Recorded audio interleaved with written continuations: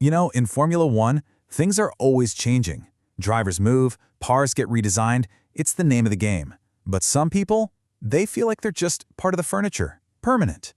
Today, we're talking about the exit of one of those pillars, a guy whose departure is sending some serious shockwaves through a championship dynasty. I mean, wow. You don't get a quote like that for just anybody.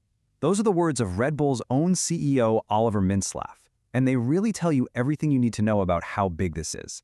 This isn't just someone leaving a job, this is a whole chapter slamming shut. All right, so here's the headline. After more than 20 years, Dr. Helmut Marko, the guy who was basically the driving force behind Red Bull's rise to power, is leaving the team. For a team that has pretty much defined modern F1, this is a huge, huge moment.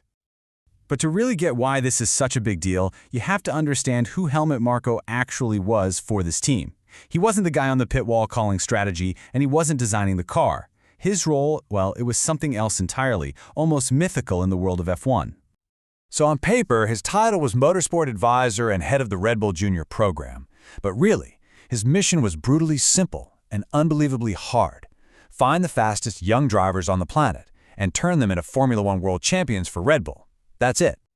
So the big question is, how did he do it? What was his secret sauce? How did this one guy keep finding these incredible talents year after year? Well, it wasn't some fancy algorithm or a big committee meeting. No, his process was famous for being incredibly direct and, let's be honest, kind of ruthless.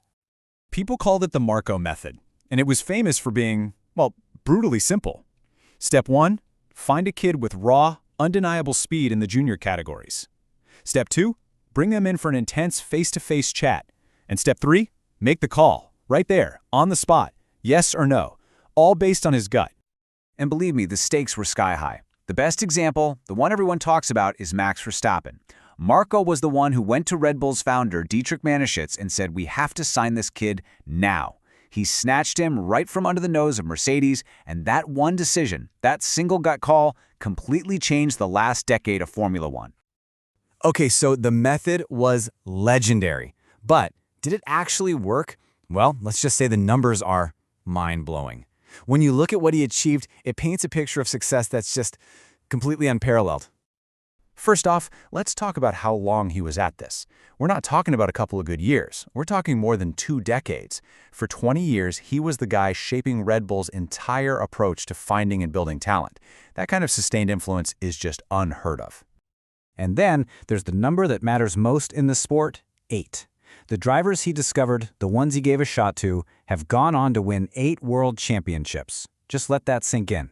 8 titles. It's absolutely staggering. But it wasn't just about finding the next Vettel or Verstappen. Look at the sheer volume here. 20 drivers. He got 20 different drivers from his junior program into a Formula One car. He didn't just find talent. He created a production line for it. And this right here, this is the Mount Rushmore of his career. His 2 absolute masterstrokes. He didn't just strike gold once, he did it twice.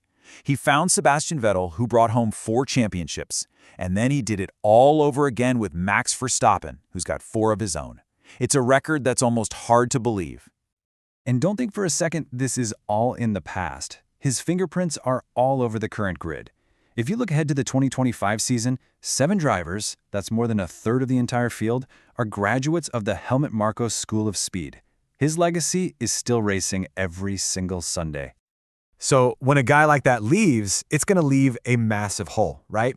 So what are people saying? What's the feeling inside the very team he helped build from the ground up? This quote from the new boss, Laurent Mekies, I think it says it all. A real racer at heart. That's the key. Marko wasn't some corporate executive. He was a pure competitor. That constant push, that willingness to gamble for the win, that was his whole philosophy.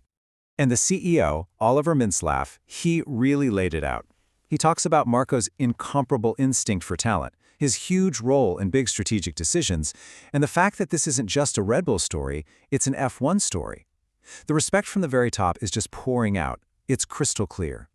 But what about the man himself? Why now? Well, in his own words, it's deeply personal. He said that just barely losing out on the championship this year hit him hard, and it made him realize this was the moment to finally close this incredible chapter of his life. For a guy who's all about winning, you can feel the weight in that. Okay, so the architect is leaving. What happens to the building? Because this isn't happening in isolation. His departure is actually part of a much, much bigger shakeup happening at the top of Red Bull Racing. Just look at this timeline. It's wild. Halfway through this year, longtime team principal Christian Horner leaves.